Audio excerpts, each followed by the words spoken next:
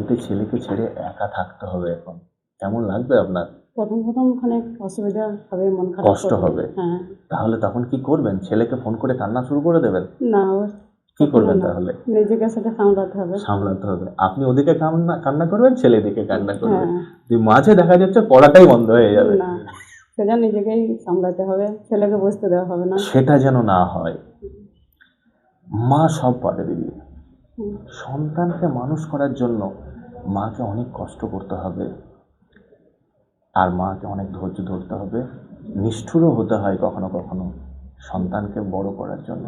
সেই সহযোগিতা আমি যেন পাই। অবশ্যই। কেমন লাগছে আমাদের প্রতিষ্ঠান? খুব সুন্দর লাগছে। খুব সুন্দর লাগছে। গুড। ভালো থাকবেন দিদি, আমাদেরকে আশীর্বাদ করবেন। আপনার ভালো থাকবেন।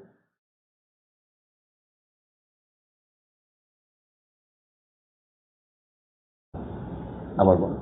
আমার নাম রিক মন্ডল। ওকে। আমার বাবার নাম বিপুল মন্ডল। হ্যাঁ। আমি খড়গ্রাম থানা উবলাই গ্রাম থেকে এসেছি। আচ্ছা আচ্ছা। ডিস্ট্রিক্ট?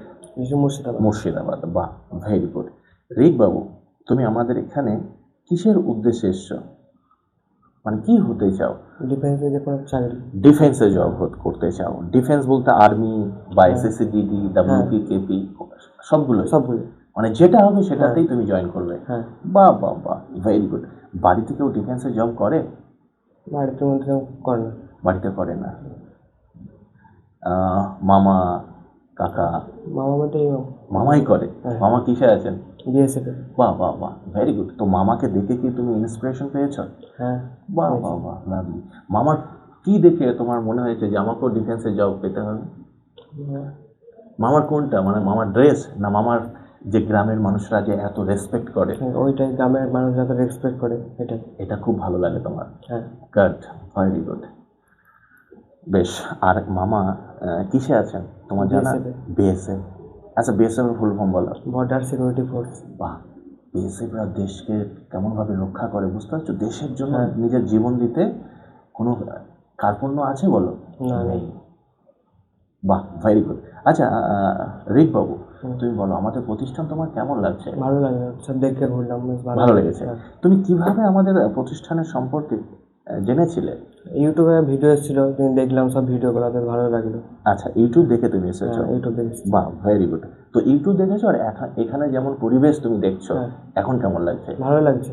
বাহ, ভেরি গুড, ভেরি গুড। তুমি যে আশা নিয়ে এসছো বাবা, ঈশ্বর যেন সেই আশাটা তোমার পূরণ। তাদেরকে কি বলবো, আমি আপনাদেরকে দেখলে আমি আবেগে আপ্লুত হয়ে যাই। কেন আপনারা জীবনটাই দেশের জন্য দেন। হ্যাঁ, অবশ্যই। একদম আপনার জীবনের সেরা সময়টা দেশের জন্য আপনি দেন। তো আজকে আমাদের এই প্রতিষ্ঠানে আপনি এসেছেন, আপনার পদধূলি মিশন জব পেয়েছে, আমি ধন্য। আপনি দেশের জন্য কাজ করেন, এটা খুবই ভালো লাগে আমার জায়গা, এই ভালো লাগার জায়গা। তো কেমন লাগছে আমাদের প্রতিষ্ঠান? ভালো লাগছে। ভালো লাগছে, গুড। তো ভাগ্নেকে রেখে যাবেন?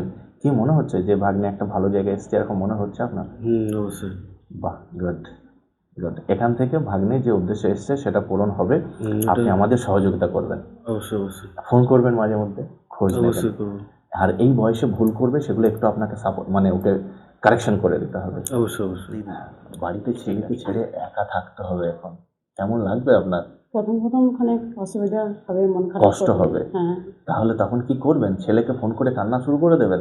না, কি করবেন তাহলে? নিজেকে সেটা সামলাতে হবে। সামলাতে হবে। আপনি ওদিকে কান্না করবেন, ছেলে এদিকে কান্না করবে।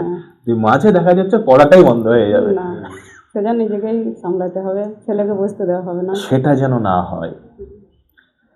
মা সব পারে দিদি।